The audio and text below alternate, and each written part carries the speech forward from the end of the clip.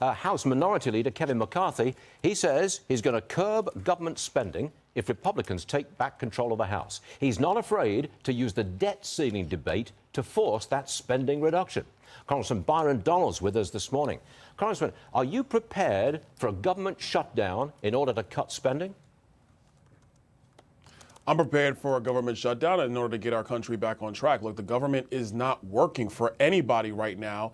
It's actually created the massive inflation, which is crippling Americans all across the United States. We have a southern border that's wide open. The government's paying for that. We have woke ideology in our military. Recruitment is down significantly in our military. We're funding that as well. So if it means that you have to stop the government from running its day-to-day operations so that we can actually fix these systemic and fundamental issues that are facing the American people, then so be it. That is what must be done, because America must be on track. The country must survive going forward. The federal government, if it has to stop working for a couple of weeks, so be it.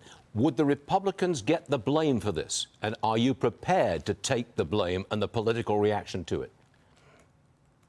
I'm prepared to take all of the success that comes from getting the country back on track. Like I just said, if we secure the southern border, but it takes a government shutdown to do it, I'll take full responsibility for that, because fentanyl is killing people in our cities. No matter what your race is, no matter what your politics are, it is indiscriminate. So if we're going to say that shutting the government down leads to fentanyl stopping coming across our border in the rapid amounts that it is because of Joe Biden's reckless border policies, I will take all of the responsibility for that. Congressman, here in New York, we're hearing reports that home buyers are going to Florida trying to buy real estate that was damaged during Hurricane Ian. Is that a good thing, do you think? I don't really want to say if it's a good or a bad thing. It's something that's definitely happening. There's no doubt about it. We do have some people who are trying to just pick up parcels of land sight unseen, trying to undercut some borrowers, some owners who might be distressed because of the storm situation here. But this is a functionality of real estate markets. There are going to be owners who are going to make decisions about whether they want to rebuild or not. Now, I want everybody to be rebuild here in Southwest Florida, but that's also an individual decision. So if somebody comes from out of the area to buy that distressed real estate, that's a function of getting the local economy and our local real estate market back on track. How's the recovery going? I mean, are the people still without power? Are there still people who cannot get back to their homes? I mean, how's it going?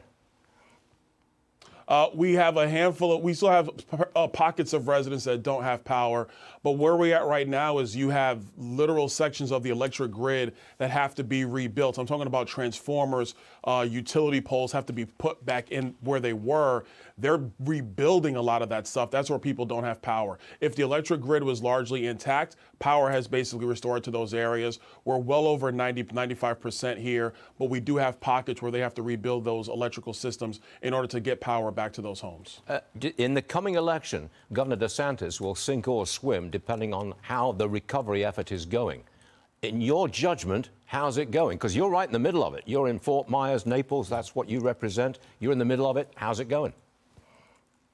The recovery process is going about as well as it can go, considering the devastation that we have taken. Governor DeSantis has been an exemplary leader during this time for our state and for Southwest Florida. And we've seen it from everything from the Matlacha Bridge being rebuilt in 3 days when people said it would take 5 months. The Sanibel Causeway was just reopened for emergency use only. It's going to be open for residents in a couple of days. They said it would take a year to rebuild that. It happened in 20 days. We've been able to restore most of the power in our area, still working on the hardest hit areas. His leadership speaks for itself. The recovery is on the way, but it's going to take a lot of time to get back to what it was because of the devastation of this storm. When it comes to his reelection, there is not going to be a sink here in Florida. Governor DeSantis is going to swim. He's going to swim big because he's been America's governor. And to be perfectly blunt, Charlie Crist doesn't know what he's doing. He's a has-been politician. It's time for him to go anyway. I'll leave it right there. Congressman Byron Donalds, thank you, sir. We'll see you again soon.